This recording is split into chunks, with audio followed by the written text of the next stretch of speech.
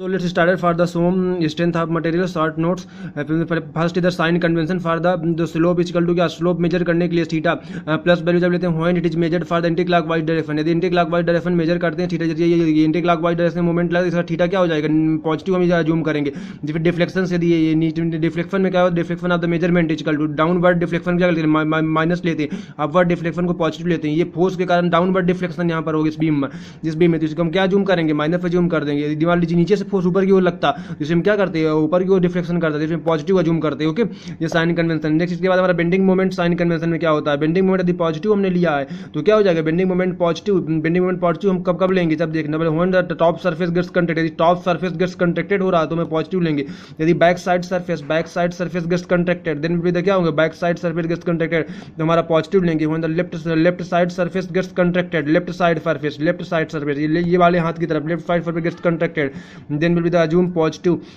Bending moment negative कब लेंगे bending moment negative when the bottom surface gets contracted then will the bottom surface ये इस प्रकार gate contracted होगा तो मैं क्या नेगेटिव लेंगे। When the front surface gets contracted then will the front अपनी तरफ मान लीजिए कंट्रैक्ट हो रहा है तो क्या लेंगे उसे अपन नेगेटिव बेंडिंग मोमेंट अज्यूम करेंगे। When right surface gets contracted यदि मान लीजिए इस प्रकार का मतलब right surface gets right hand तरफ कंट्रैक्ट हो रहा है तो जो भी हम उसे बेंडिंग मोमेंट नेगेटिव अज्यूम करेंगे। Force sign convention shear force में क्या करते हैं अपन यदि मान लीजिए दो लोड के कारण क्रॉस सेक्शन बीच हमने खींचा दो मान लीजिए क्लॉकवाइज अज्यूम कर रहे हैं क्लॉकवाइज दोनों फोर्स मिलके बना रहे हैं तो अपन क्या लिखते हैं पॉजिटिव लेते हैं। ओके पॉजिटिव अपन लेते हैं क्लॉकवाइज कपल बनाते हैं क्लॉकवाइज डायरेक्शन में पॉजिटिव अपन अज्यूम करते हैं। यदि मान लीजिए एंटी क्लॉकवाइज वो दोनों फोर्स मिलकर कपल बना रहे हैं तो अपन क्या माइनस शेयर फोर्स अज्यूम करते हैं। ओके जिसमें अब अपन एग्जांपल के लिए समझते हैं एग्जांपल के थ्रू ये देखिए यहाँ पर हमारा क्या नीचे की ओर फोर्स लगा यहाँ पर 3 डायरेक्शन में W नीचे अब यहाँ पे हमें क्रॉस सेक्शन देखा तो हमने शेयर फोर्स यक्स कहाँ ये वाला यहाँ पे क्या नीचे की ओर है ये वाला ऊपर की ओर है। ओके तो दिस विल बी ये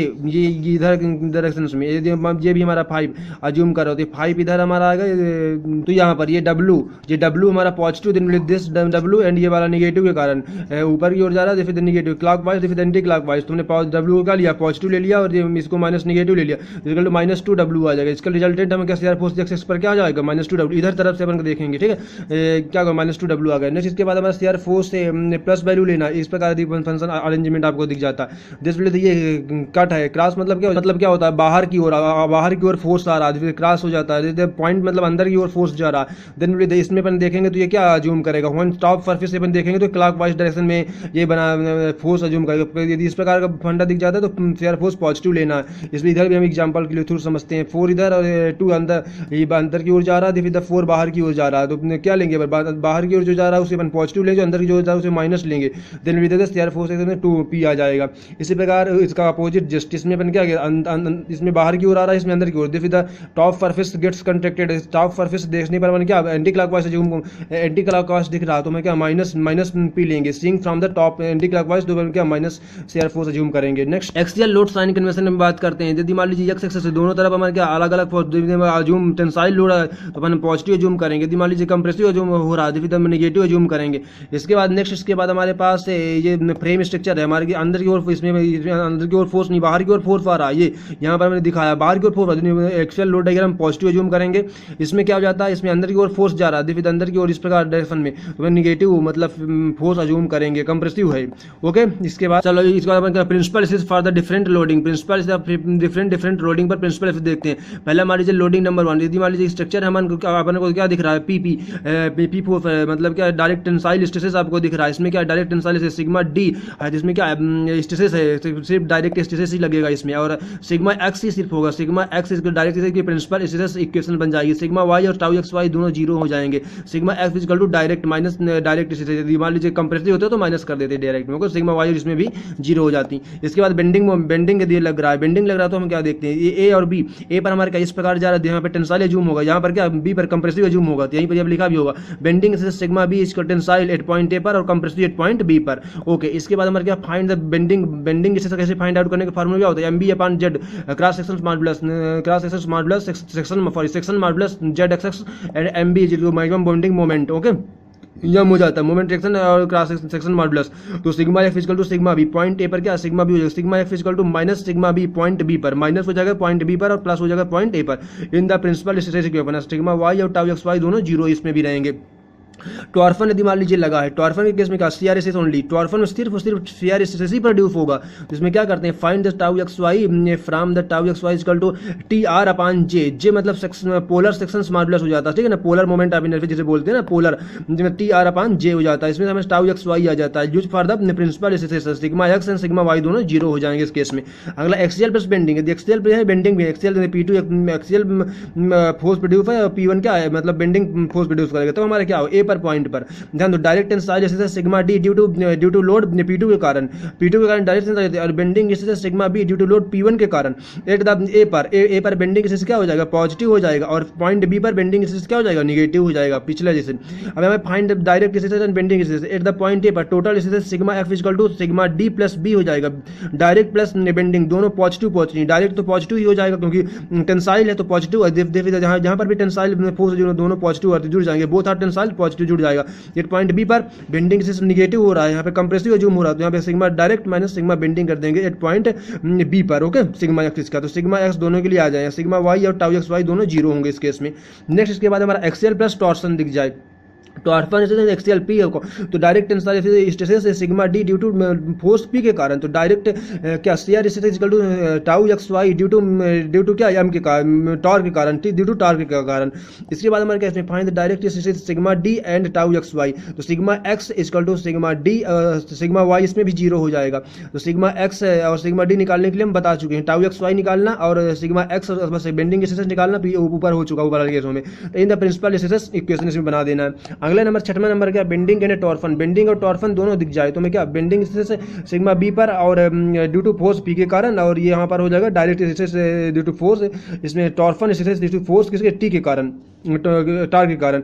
इसके बाद हमारे क्या फाइंड द सिग्मा बी, इसमें क्या बेंडिंग स्ट्रेस फाइंड आउट करना है, tau x y find out करना है। एट पॉइंट ए पर क्या होता है, sigma F equal to sigma B, sigma x equal to sigma B हो जाएगा पॉइंट ए पर, पॉइंट बी पर हमारा क्या माइनस बेंडिंग स्ट्रेस हो जाएगा, प्रीवियस केस सिग्मा वाई इसमें भी जीरो हो जाता है, टाउ एक्स वाई इसमें निकालना बस हो गया। नेक्स्ट इसके बाद हमारे क्या है, यदि हमारे तीनों केसेस मिल जाए, डायरेक्ट फोर्स भी मिल जाए, टॉर्फन भी टॉर्क भी मिल लग जाए, और बेंडिंग डायरेक्ट फोर्स लग जाए, बेंडिंग स्ट्रेस लग जाए और टॉर्क भी लग जाए, तब क्या करना है, direct sigma D due to force P के कारण, P2 के कारण किसी, sigma D direct stress due to force किसके कारण, P2 के कारण हो जाएगा टेंसाइल, और sigma B due to force किसके कारण, पी के कारण, P1 के कारण टेंसाइल, और at a point A component, और tau x y due to torque T के कारण, वही बताए हैं जो बोला मैंने। एट पॉइंट P1 पर सिग्मा एक्स इक्वल टू क्या होगा, direct stress plus bending stress, both are tensile, direct stress और बेंडिंग दोनों टेंसाइल है, इस कारण से दोनों ऐड हो जाए।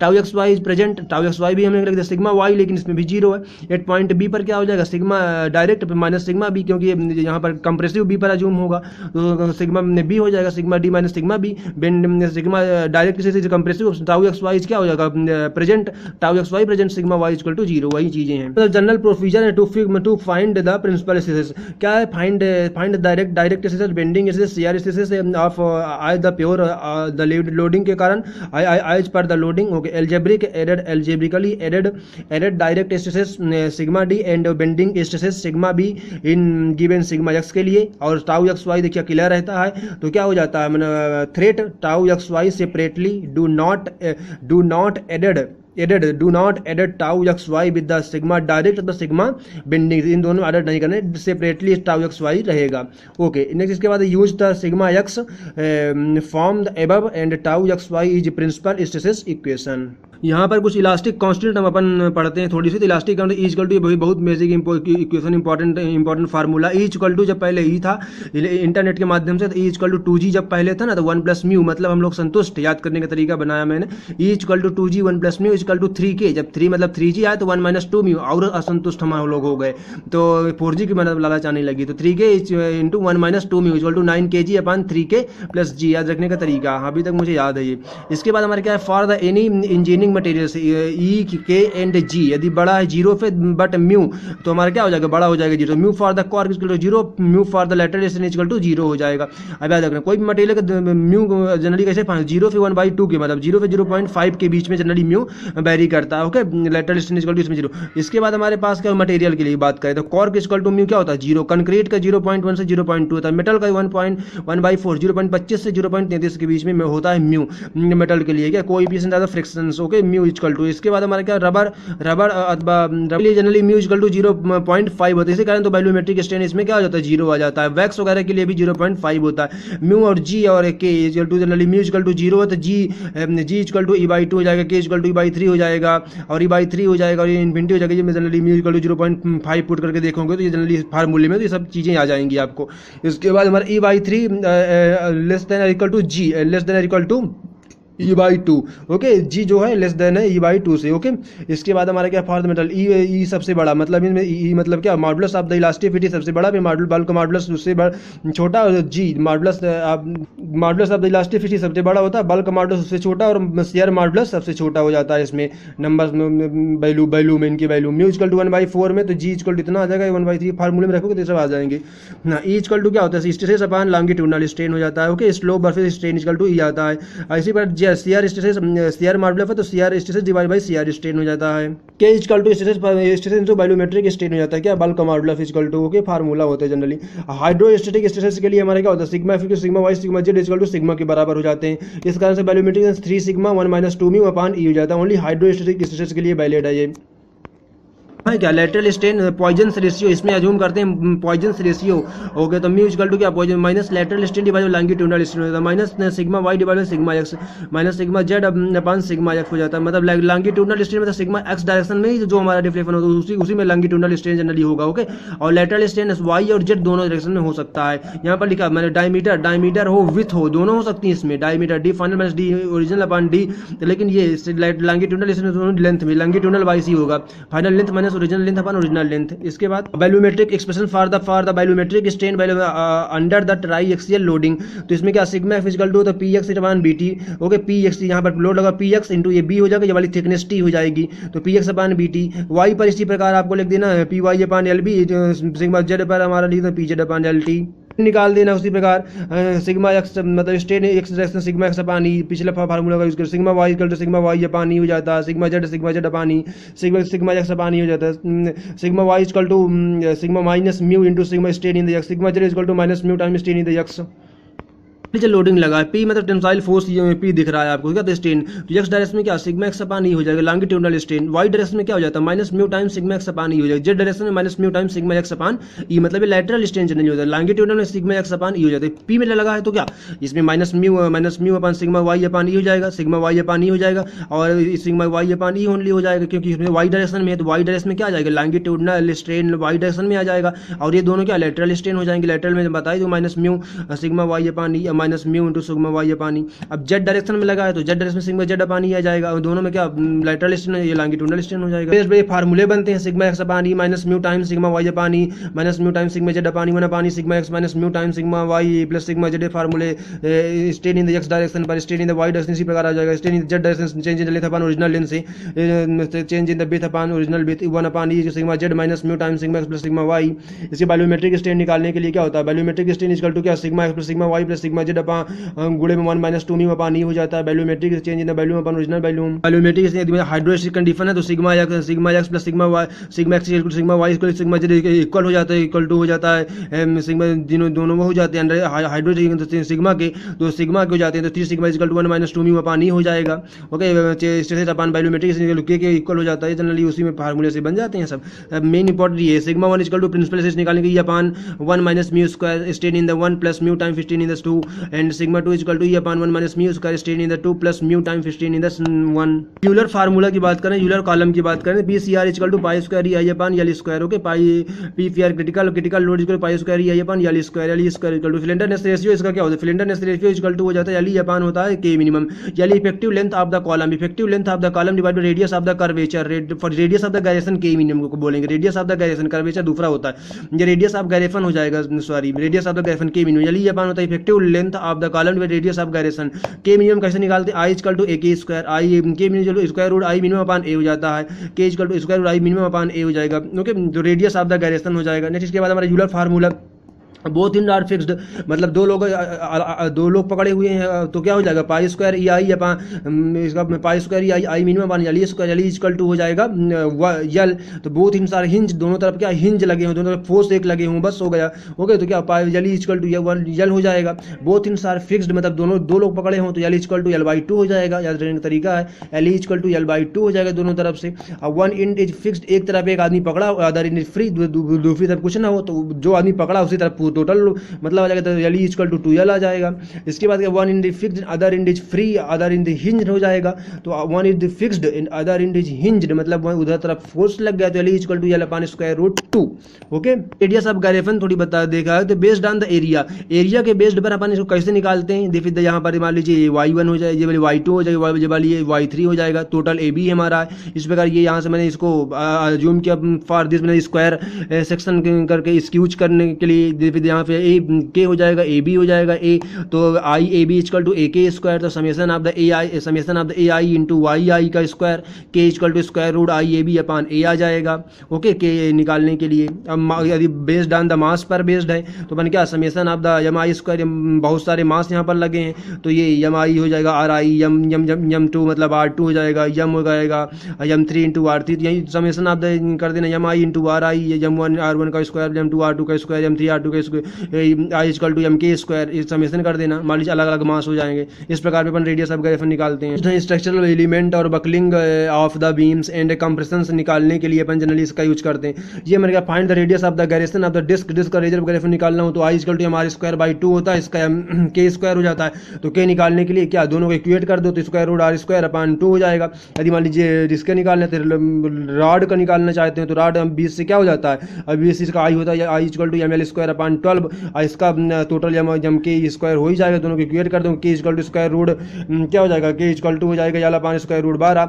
यदि हमारा यहाँ से यहाँ पे होता है तो क्या आई इक्वल टू क्या हो जाता है एम एल स्क्वायर अपॉन 3 हो जाता, और एम के आर स्क्वायर इसको इक्वेट कर देते तो वो आ जाता। रेडियस ऑफ कर्वेचर भी बताया कि रो इक्वल टू इसका फार्मूला डायरेक्ट होता है 1 plus d y upon d f square की पावर होता है 3/2 upon d square y upon d x square हो जाता है। ओके, ये रेडियस ऑफ कर्वेचर का फार्मूला है। पर थ्योरी ऑफ फेलियर की बात करते हैं तो थ्योरी ऑफ फेलियर जनरली 5 प्रकार की होती हैं, जिसमें क्या होता है maximum principal stress theory, MPST theory बोलते हैं, maximum principal strain theory, MPST theory होते हैं, maximum shear theory, MSST theory होता है, maximum strain energy theory, TE maximum strain energy theory मतलब टोटल टीएसईटी बोलते हैं उसको, maximum shear strain energy MDET theory उसको बोलते हैं। इसका और नाम से जाना जाता है इसको पहले रैंकाइन थ्योरी, दूसरा फंत बेनन थ्योरी अथवा गेस्ट ट्रेस्का थ्योरी अथवा Haigh and Beltrami theory, distortion energy theory, तो बोन मिसेस थ्योरी, तो अहंकी थ्योरी, ये तीनों नाम पे होता है। इसको याद रखने का कम से तरीका है, रैंकाइन साहब हमारे घर में आए, उनका नाम क्या, कोई घर में आया हमारा, उनसे मैंने बोला कौन है भैया, तो उन्होंने कहा संत हैं हम, तो क्या संत बेनन थ्योरी उनके नाम से आ गई, फिर वो हमारे कौन बने गेस्ट बने, तो गेस्ट एंड ट्रेस्का थ्योरी हो गया।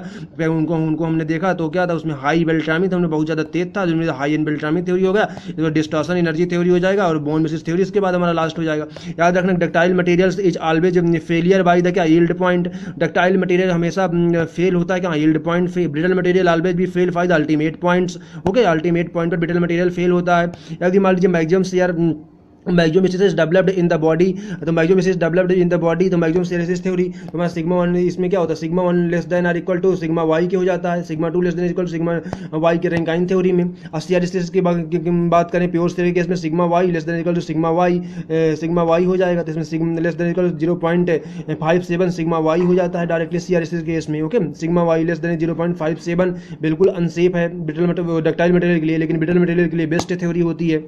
बताया कि 0.5 इसका मतलब क्या होता है, तो मटेरियल की शेयर स्ट्रेंथ मतलब 97% है सिग्मा वाई की कमी। ओके, मटेरियल की शेयर स्ट्रेंथ इक्वल टू 97% है सिग्मा वाई से, तो sigma 1 equal to 0.57 equal to sigma y इतना होनी चाहिए, तो बेस्ट कंडीशन ये हो जाती है मटेरियल के लिए, ठीक है ना। ये मतलब बेस्ट कंडीशंस हो जाती है, sigma y less than equal to 0.57 sigma y 0.5 sigma y best हो जाती है। लेकिन इधर क्या बोल रहा है, इधर बोल रहा है भैया tau x y less than equal sigma y, यहाँ पे कुछ लिखा है नहीं सिग्मा वाई, उसने बोला सिग्मा वाई तक आने दो। इसी कारण से ये मतलब डक्टाइल मटेरियल के लिए बिल्कुल अनसेफ थ्योरी हो जाती है, फेल हो जाता है। So there will be failed for the ductile material के लिए, बट ब्रिटल मटेरियल के लिए बेस्ट है। दिस थ्योरी मतलब does not give the safe results in the case of the pure sphere. Okay, but brittle material के लिए best. लेकिन बाद जो है sigma y factor of safety की, तो sigma Y upon factor of safety add करना। इसका मतलब क्या, स्क्वायर सेक्शन में बेस्ट हो जाती है, इसका स्क्वायर सेक्शन बनता है मटेरियल फेप। इसमें माध्यम से स्टेट एनर्जी थ्योरी, तो sigma strain in the one less than equal to sigma Y upon E हो जाएगा। Strain in the one sigma Y upon E हो जाता है। सिग्मा एफ निकालने के लिए बताया था मैंने, sigma x upon E minus mu time sigma Y upon E. वो सिग्मा वन निकालने के पता है ना, वो फार्मूले दो प्रिंसिपल सीरीज के फार्मूले हैं, वो पिछले अभी मैंने कराया था। सिग्मा वन निकालने के प्रिंसिपल सीरीज का फार्मूला होता है ये sigma x plus sigma Y upon 2 plus minus square root sigma x minus sigma y E upon 2 का square plus tau x Y का स्क्वायर। ये सब चीज़ें आपको याद रखना पड़ेगा। इसके बाद हमारे पास क्या, sigma strain in the one less than equal to sigma Y upon E. इस वजह से स्टेन इन द सेकंड के लिए sigma Y upon E less than. Okay, इसमें पास द प्योर शेयर के केस में क्या हो जाता है, इसमें देखते हैं क्या होता है। टाउ मतलब C R equal to pure shear के केस में लेस देन 0.76 सिग्मा वाई। ये 0.57 से मतलब कम, लेकिन सिग्मा वाई फिर तो अच्छा है ना, इसलिए बात मतलब रियल मतलब 0.57 के कुछ तो करीब है, वो तो सिग्मा वाई तक आने दो। ये बोला कि नहीं सिग्मा मतलब 76 तक आने दो, तो ये भी अनसेफ थ्योरी ही है, अनसेफ थ्योरी है, नॉट सेटिस्फाई बट इसके बाद भी मतलब कुछ हद तक तो सही ही है। Maximum strain energy, maximum shear strain, maximum principal strain, sorry maximum principal strain कुछ हद तक तो सही है maximum as compare to maximum principal strain. Safety add करना, ये मतलब शेप कहाँ पे होती है, रंबस शेप, रंबस के रीजन में क्या होती है शेप, रंबस के स्टेज में शेप हो जाती है। तो सिग्मा वाई अपॉन ई गुणे होता है factor of safety less than 1 upon E sigma 1 minus mu sigma 2 plus sigma 3 हो जाएगा। तो tau maximum equal to less than equal to shear equal sigma Y upon 2, tau maximum less than equal to sigma Y divide by 2 हो जाएगा। Tau maximum less than equal to sigma Y divide by 2 into factor of safety. अब तीसरी number की theory क्या होती है, maximum shear theory. Maximum shear theory Guest and Tresca theory, maximum shear theory of Guest and Tresca theory. इसमें क्या हो जाता है भैया कि less than equal to sigma Y upon 2, या तो maximum shear less than equal to sigma Y upon 2 गुणे फैक्टर ऑफ सेफ्टी हो जाता है। ओके, अब ये sigma maximum equal to less than equal to sigma Y divide by 2 और factor of safety add करना, तो sigma maximum less than equal to sigma Y upon 2 into factor of safety. If में sigma 1 sigma 2 and sigma 3 तीनों given है, तब हम कैसे निकालेंगे क्या सिग्मा वाई टाउ मैक्सिमम निकालने के लिए sigma maximum minus sigma minimum divide by 2 कर देना है, तो टाउ मैक्सिमम आ जाएगा। दोनों को आपको तीनों आपको रख के देखना, sigma 1 minus sigma 2.2 sigma 1 minus sigma 3 sigma 2 minus sigma 3, जो मैक्सिमम आ जाए वही वैल्यू हम सिलेक्ट कर लेंगे, यहाँ पे लिख लेंगे। ओके, तीनों को रख के यहाँ पर हमारा इस पर अपन प्योर फेयर का केस चेक करते हैं, तो क्या होता है देखो, ये शेप कहाँ पे होती है, हेक्सागोनल में शेप, इसका स्थिति हेक्सागोनल में शेप हो जाती है। यहाँ पर tau maximum less than equal to यहाँ पर 0.5 टाइम्स सिग्मा वाई आएगा प्योर फेयर केस में। ये मतलब थ्योरी डक्टाइल मटेरियल के लिए मैक्सिमम प्रिंसिपल स्ट्रेन थ्योरी से भी बेस्ट है। यहाँ पे 0.5 टाइम्स बता रहा है, लेकिन 0.57 से वो नहीं है। चौथी नंबर की थ्योरी हमारे हो जाती है U equal to less than modulus of resilience, तो U2 equal total strain energy theory less than equal to sigma Y का स्क्वायर अपॉन 2 हो जाएगा। Total strain energy theory less than equal to sigma Y का square divide by 2। तो U equal to क्या हो जाता है, फैक्टर ऑफ सेफ्टी यदि गिवन है तो क्या करेंगे 1 upon 2 into sigma Y divide by factor of safety का स्क्वायर कर देंगे। ओके, अब इसी प्रकार total strain energy find out कैसे करेंगे, ये देखो total strain energy find out करने का डायरेक्टली फार्मूला आप याद रखो, 1 अपॉन 2 ही सिग्मा 1 का वर्ग प्लस सिग्मा 2 का वर्ग प्लस सिग्मा 3 का वर्ग minus 2 mu sigma 1 into sigma 2 plus sigma 2 into sigma 3 plus sigma 3 into sigma 1 हो जाएगा। ये क्या है, ये total strain energy find out करने का फार्मूला हो जाएगा। यदि आपको इस पर है तो less than equal sigma Y का स्क्वायर अपॉन 2, यही वाला यहाँ पर हमने रख दिया, तो सिग्मा वाई अपॉन स्क्वायर आ जाएगा। 2D के केस में क्या, 2D के केस हो तो सिग्मा 3 को 0 कर देना है, बस 2D आ जाएगा। प्योर शेयर के लिए चेक कर लेते हैं इसमें, प्योर फेयर के लिए इसमें चेक कर लेते हैं, तो हमारा क्या जाता है, ट्रांसफर इक्वल टू हमारा sigma Y upon square root इतना, तो shear less than equal to क्या 0.62 इंटू सिग्मा वाई, मतलब क्या काफ़ी हद तक ये सही है, मतलब 0.57 जो जूम तो 57 से कुछ ही मतलब दूर है, तो ये भी इसमें इलिप्स हो जाता है। इसमें बेस्ट का इलिप्स है, इलिप्स से थ्योरी बेस्ट हो जाती है। ओके, शेप प्रोड्यूस करती है इलिप्स के केस में। आप total CR strain energy theory की बात करें तो इसमें क्या है, less than equal to sigma Y का स्क्वायर अपॉन 6g हो जाता है, तो यूएफ इक्वल टू होता है 1 upon 6g sigma Y upon factor of safety का स्क्वायर हो जाता है। US equal to 1 upon 12g कोष्टक में सिग्मा 1 माइनस सिग्मा 2 का square plus sigma 2 minus sigma 3 का square plus sigma 3 minus sigma 1 का स्क्वायर हो जाएगा। यहाँ पर हमने 1 अपॉन 12g रख दिया, यहाँ पर less than equal to sigma Y का स्क्वायर अपॉन 6g हो जाएगा। ओके, यहाँ पे प्योर शेयर के केस में अपन रख देंगे, प्योर शेयर के केस में ये देखिए हम प्योर के बनाते हैं डायरेक्टली, हमारे देखिए shear less than equal to 0.57 sigma Y आ जाती है। प्योर शेयर के केस में बेस्ट कंडीशंस प्रोड्यूस करती है। ओके, सबसे बेस्ट ये भी यहाँ पर भी इलिप्स का केस ही होता है सेव करने के लिए। यहाँ पर कि not dependent for the mu, उसमें क्या था, म्यू था आपको फार्मूले में दिखा होगा, इसमें नॉट डिपेंडेंट फॉर म्यू, यहाँ पर म्यू वगैरह नहीं दिखेगा, देखने को मिलेगा। तो ये हमारा 1/12 ये फार्मूला हमारा आ गया डायरेक्टली सीआर स्ट्रेन एनर्जी का। ब्रिटल मटेरियल के पहले बेस्ट है, दूसरी बिहेवियर फॉर डक्टाइल मटेरियल के लिए, तीसरी market could satisfy the result of ductile material के लिए, good resultant of the ductile material के लिए, very satisfy resultant for the किसके डक्टाइल मटेरियल के लिए। Okay, if the question number 4। अब ध्यान दो यहाँ पर, इसके बाद हम थोड़ी कुछ इंपॉर्टेंट चीज बात करते हैं। यदि मान लीजिए टोटल एनर्जी की बात करें, strain energy for total energy, biometric strain energy plus होता है सीआर स्ट्रेन एनर्जी। ओके, तो बायोमेट्रिक स्ट्रेन एनर्जी हमको फाइंड आउट करना है। टोटल स्ट्रेन एनर्जी तो हमने अभी देख लिया, फेयर स्ट्रेन एनर्जी के फार्मूला अभी देख लिया, बस बायोमेट्रिक स्ट्रेन एनर्जी का फार्मूला देखना है। वो क्या होता है, volumetric strain energy equal to 1/2 sigma average गुणे volumetric strain. Okay, volumetric strain तो 1/2 sigma average equal to sigma 1 plus sigma 2 plus sigma 3/3 हो जाएगा, गुणे बायोमेट्रिक स्ट्रेन ने पहले बताया था sigma 1 plus sigma 2 plus sigma 3 divide by E1 minus 2 mu. याद करें बायोमेट्रिक स्ट्रेन एनर्जी हो जाएगा, इसमें अपन ऐड रख के फार्मूला कहीं यूज आ जाएगा। सीआर स्ट्रेन एनर्जी के फार्मूला बता चुके हैं अपन, स्ट्रेन एनर्जी के डायरेक्टली। ओके, एक आउट आती है according to the octahedral shear stress theory. तो tau octahedral equal to square root 2/3 sigma Y upon factor of safety हो जाता है। ओके, 1/2 सिग्मा 1 माइनस सिग्मा 2 का स्क्वायर प्लस 2 माइनस सिग्मा 3 का /2 का स्क्वायर हो जाता है, प्लस सिग्मा 3 माइनस सिग्मा 1/2 का स्क्वायर की पावर 1/2 मतलब स्क्वायर रूट होता है पूरा, less than equal to sigma square root 2 upon होता है 3 sigma Y upon factor of safety. याद रखना, distortion energy theory in octahedral theory दोनों मतलब क्या डिफरेंट कंसेप्ट हैं, बट रिजल्ट क्या देते हैं सेम, कंसेप्ट डिफरेंट रिजल्ट बिल्कुल सेम देते हैं।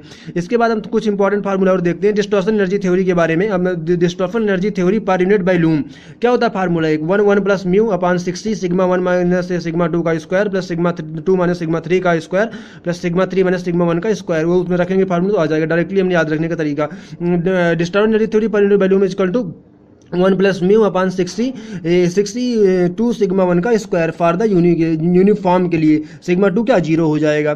इसके बाद हमारा एक और फार्मूला होता है 1 प्लस म्यू अपान 60 ये इक्वल टू ये पूरा चीज़ है, less than equal to 1 plus mu upon 3 S Y T factor of safety, S Y T मतलब सिग्मा वाई है ये, yield distance divide by N मतलब फैक्टर ऑफ सेफ्टी का स्क्वायर हो जाएगा। इसके बाद 1/2 यही वाला फार्मूला दोनों कट गए, डायरेक्टली फार्मूला आपको मिल गया 1/2 सिग्मा 1 माइनस सिग्मा 2 का square plus sigma 2 minus sigma 3 का square plus sigma 3 minus sigma 1 का स्क्वायर और less than equal to S sigma yield distance divide by N का स्क्वायर हो जाएगा। इसके बाद हम बायोमेट्रिक स्ट्रेन एनर्जी के लिए फार्मूला ये वाला हो जाता है, बायोमेट्रिक स्ट्रेस इक्वल टू हमारा square root 1/2 sigma 1 minus sigma 2 का square plus sigma 2 minus sigma 3 का square plus sigma 3 minus sigma 1 का square plus 6 time tau x Y का square plus tau Y Z का square plus tau Z X का square हो जाएगा। Okay, यदि मान लीजिए क्या मतलब 2D केस देते थे, 3D केस के लिए था, 2D केस आ जाता है तो मतलब सिग्मा 3 0 कर देंगे, तो क्या आ जाएगा 2D के लिए सिग्मा 1 का स्क्वायर प्लस सिग्मा 2 का square minus sigma 1 into sigma 2 less than और equal to S Y T into होता है upon N factor of safety का स्क्वायर हो जाता है ना। सेमी मतलब मेजर एक्सेस के लिए square root 2 times sigma Y हो जाता है, semi minor axis semi major axis के लिए स्क्वायर रूट 2 अपान इंटू होता है सिग्मा वाई टी और सेमी माइनर एक्सेस के लिए square root 2 upon 3 into sigma Y T. ये फार्मूला आपको डायरेक्ट डाल देते हैं, सिग्मा टोटल इक्वल टू निकालने के लिए स्क्वायर रूट सिग्मा एक्स का square plus 3 times tau x Y का स्क्वायर हो जाता है। ये सिग्मा 1 और सिग्मा 2 का फार्मूला में इसमें रख के ये वाले फार्मूला में रख के ये वाला रिजल्टेंट फार्मूला हम डायरेक्टली निकाला, सिग्मा टी टेंशन से equal to square root sigma X का square plus 3 times tau x Y का स्क्वायर न्यूमेरिकल सॉल्व करने में हेल्प करेगा। सिग्मा 1 का स्क्वायर प्लस सिग्मा 2 का square less than minus sigma 1 into sigma 2 less than equal to sigma ये Y sigma Y T equal to square हो जाता है। ओके, सिग्मा वाई टी का tensile plus sigma Y shear square root T हो जाता है equal to square root T हो जाता है। इसी प्रकार इसमें भी हम इसको उल्टा कर दिए। तो इसके बाद कंक्लूजन जान देना, एमएसटी डक्टाइल के लिए होता है, एमपीएसटी ब्रिटल के लिए होता है। यहाँ पर देख लो मैक्सिमम डिस्टर्बन एनर्जी थ्योरी क्या होती है, मैक्सिमम डिस्टर्बन एनर्जी थ्योरी क्या मोर इकोनॉमिकल होती है। यहाँ पर सेफ अथवा ऑप्टिमम कंडीशन हाइड्रोस्टैटिक प्रोसेस के लिए एमएसटी अथवा एमडीईटी ये दोनों कभी नहीं अप्लाई होती। हाइड्रोस्टैटिक स्ट्रेस के लिए एमपीएसटी और टीएसईटी अथवा maximum principal strain theory, maximum shear strain theory और transverse shear strain energy theory होता है। Total shear strain energy theory use होती है। MP maximum principal strain energy theory होता है, maximum principal stress theory use होता है। एमएसएसटी और MDET maximum distortion energy theory अथवा मैक्सिमम शेयर स्ट्रेस थ्योरी ये दोनों कभी यूज नहीं होती हैं। Uniaxial MPST and MSST equal to uniaxial and by axial sigma 1 and sigma are like in nature होता है। So thank you.